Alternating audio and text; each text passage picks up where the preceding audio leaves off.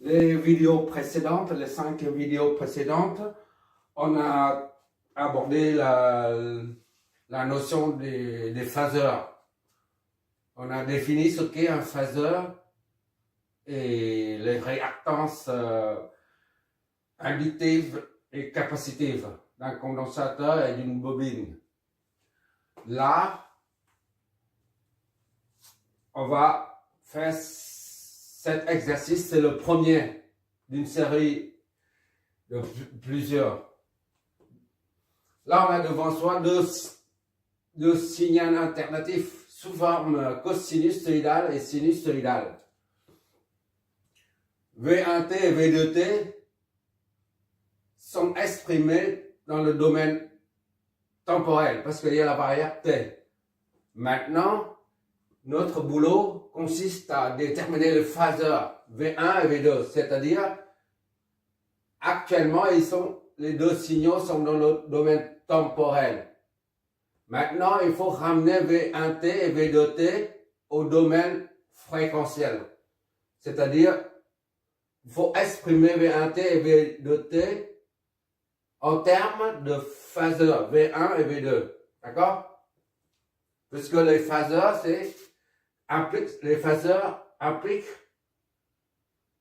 la fréquence, tandis que une fonction, en fonction du temps, là, se situe dans le domaine temporel, d'accord? Et une fois les phaseurs V1 et V2 trouvés, on en déduit à partir de ces derniers là, le déphasage entre les deux phaseurs. Le déphasage entre les deux phaseurs, c'est la même chose que le déphasage entre V1t et V2t dans le domaine temporel, d'accord? On y va, puisque on doit faire on utilise les deux formules que j'ai déjà citées pendant la première vidéo. C'est quoi en fait? C'est cosinus phi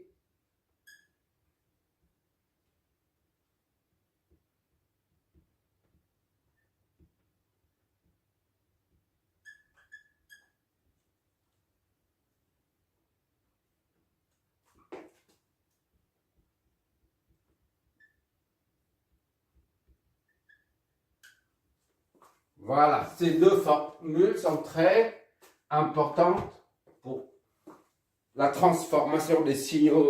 Quand on a deux signaux, un qui est sinusoïdal et l'autre c'est cosinusoïdal, c'est un exemple.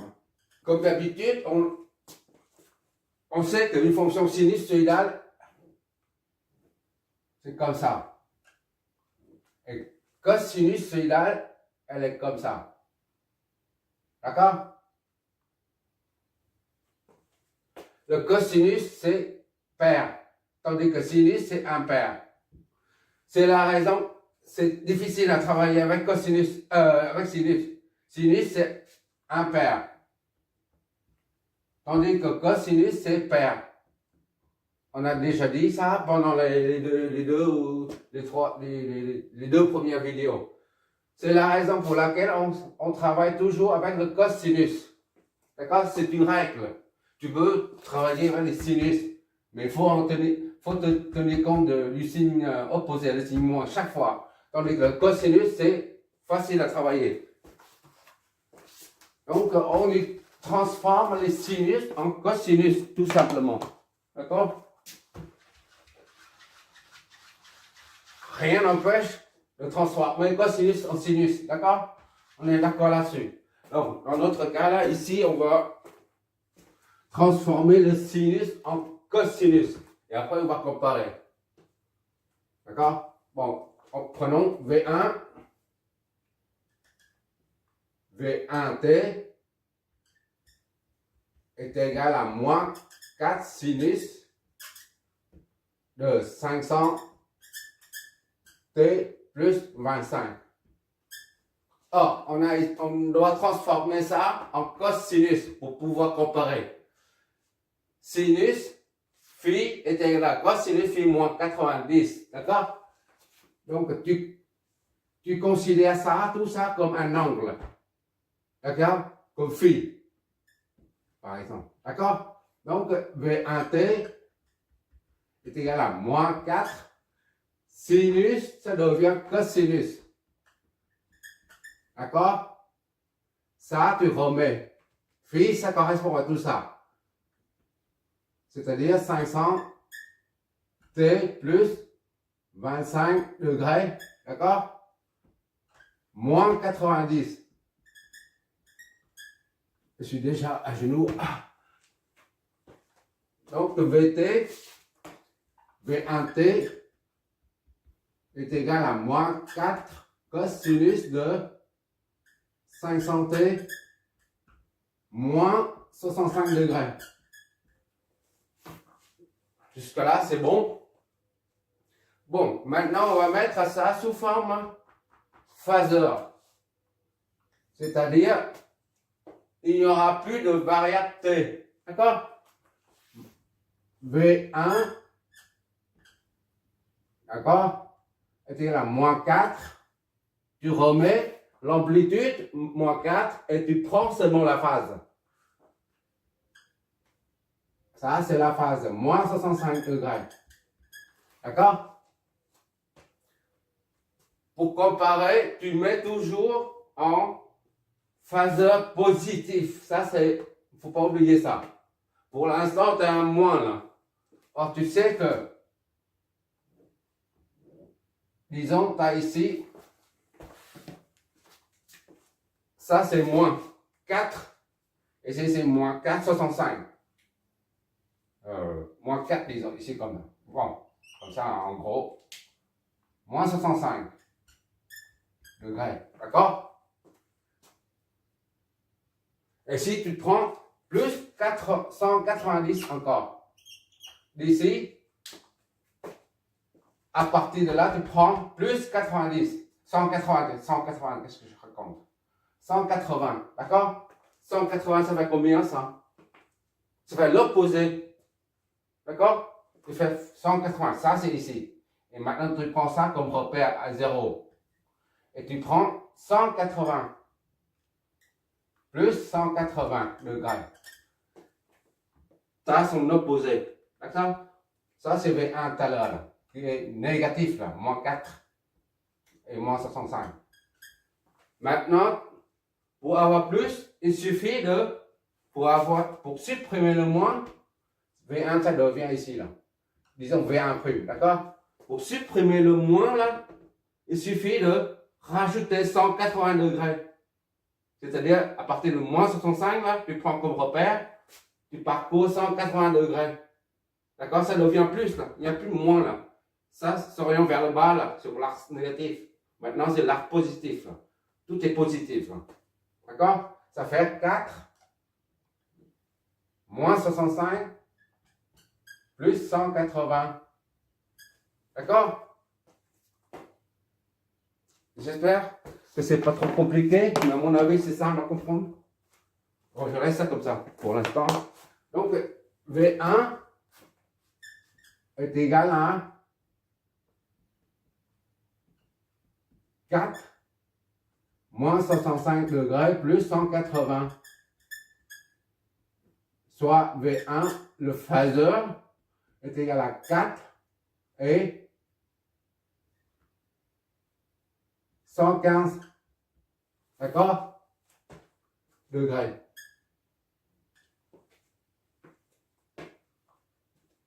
Ça, c'est primo.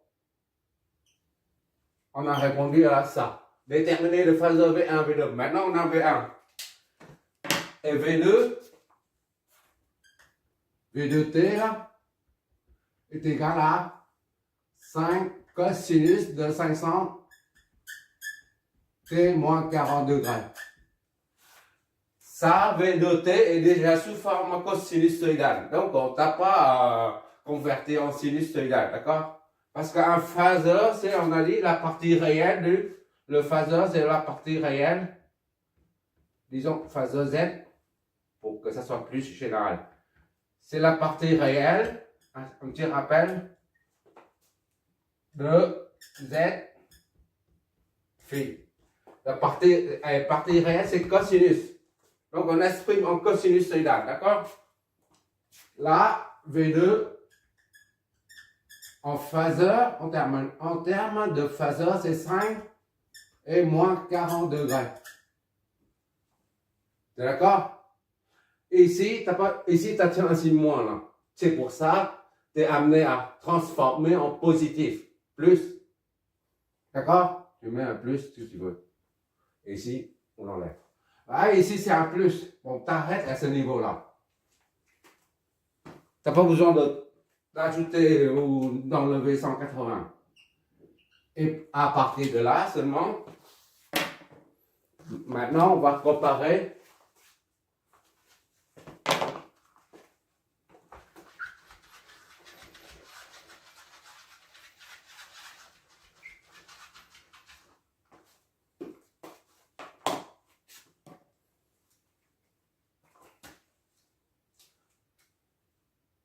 Pour comparer, tu dessines ça seulement, pas besoin de cercle. Ce qu'on appelle les vecteurs de Fresnel, système Fresnel. V1, V2. Bon, tu prends le plus petit.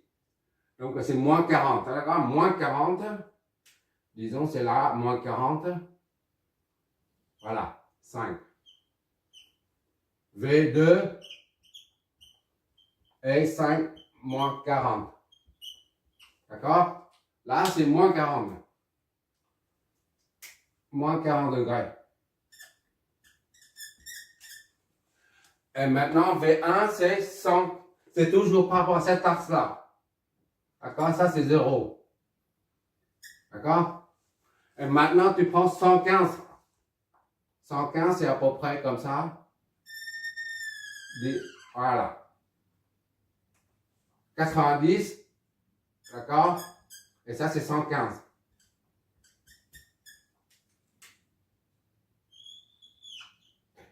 C'est V1, qui est égal à 4 et 115.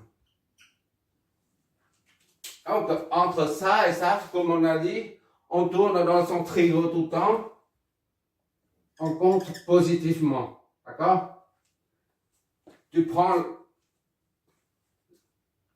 ça, là, tu tournes un angle. Il faut rattraper V1, il faut moins 40 plus 150. D'accord? Ou alors tu prends ça, moins ça. Le déphasage entre les deux, c'est déphasage. C'est 115 moins ça. Moins 40 moins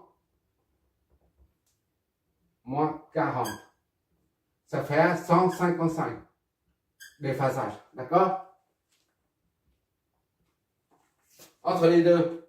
Ça, tu prends en valeur algébrique si tu préfères. Ou alors, 100, c'est qu'est-ce que je raconte? En valeur absolue. 115 plus, tu prends ça, absolu, plus, moins 40. Voilà. C'est c'est beaucoup plus parlant. D'accord? Là, c'est un peu tordu. Par contre, tu prends la valeur absolue et ça te donne directement 155 degrés déphasage. D'accord? Je te recommande de faire comme ça.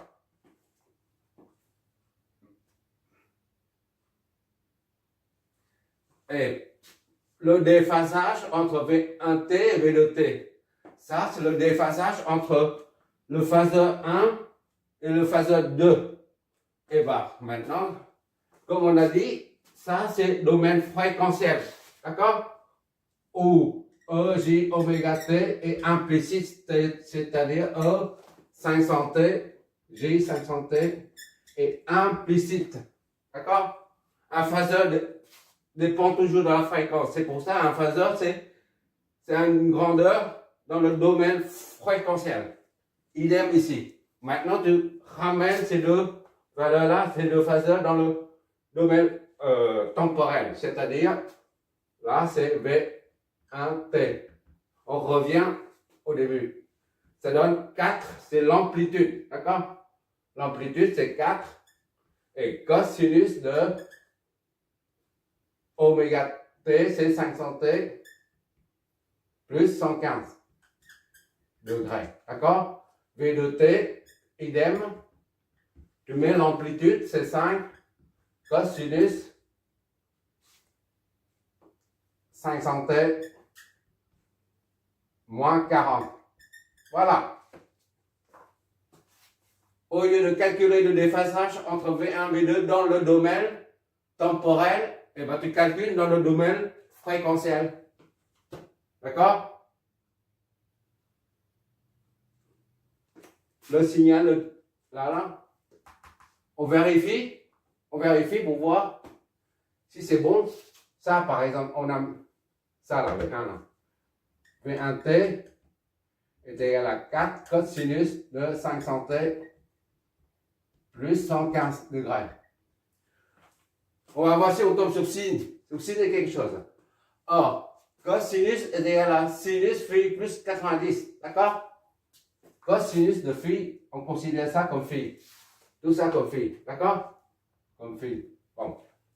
V1t est égal à 4 fois cosinus de phi est égal à sinus de phi, c'est-à-dire tout ça.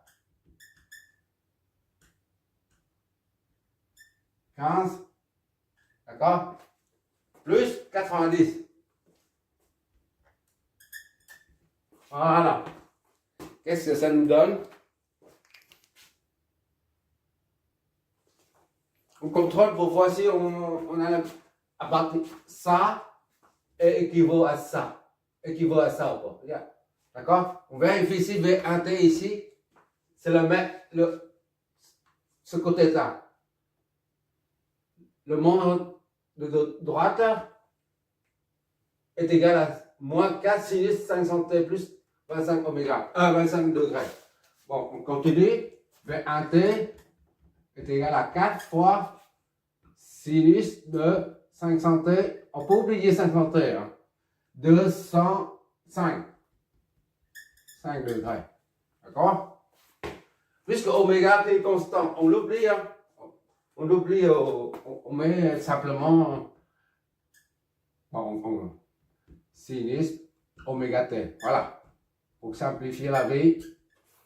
Ici c'est 500, ici aussi 500. C'est toujours la même chose. 205 degrés. Voilà. Or, ça là, sinus 25 de sinus de 205. Ça, c'est 90, 180, 270, c'est 200. Quelque chose ici. D'accord? À main levée. Ici à là. C'est 205 degrés. D'accord? Et là, ici, sinus de 25, c'est l'opposé.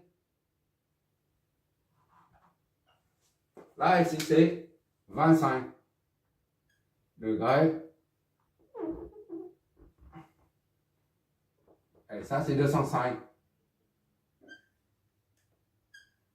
205 degrés. D'accord? 205, c'est l'opposé, c'est-à-dire moins. Si tu fais une projection ici, là, c'est moins. Là, c'est moins. Tandis que si tu fais une projection de ça, là, ça fait plus. D'accord? Si tu ne vois pas des choses comme ça, il suffit de remplacer là-dedans. Regarde, V1t est égal à 4 fois, d'accord? On oublie ça, d'accord? Parce que ça est égal à ça. Donc, on oublie. Sinus de 205. D'accord? Et l'autre, c'est V1t est égal à moins 4 sinus de 25. Qu'est-ce que ça nous donne? on doit trouver le même résultat. D'accord?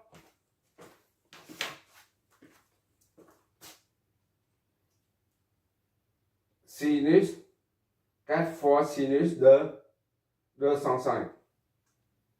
Moins, ok. Moins 4 fois sinus de 25. Voilà.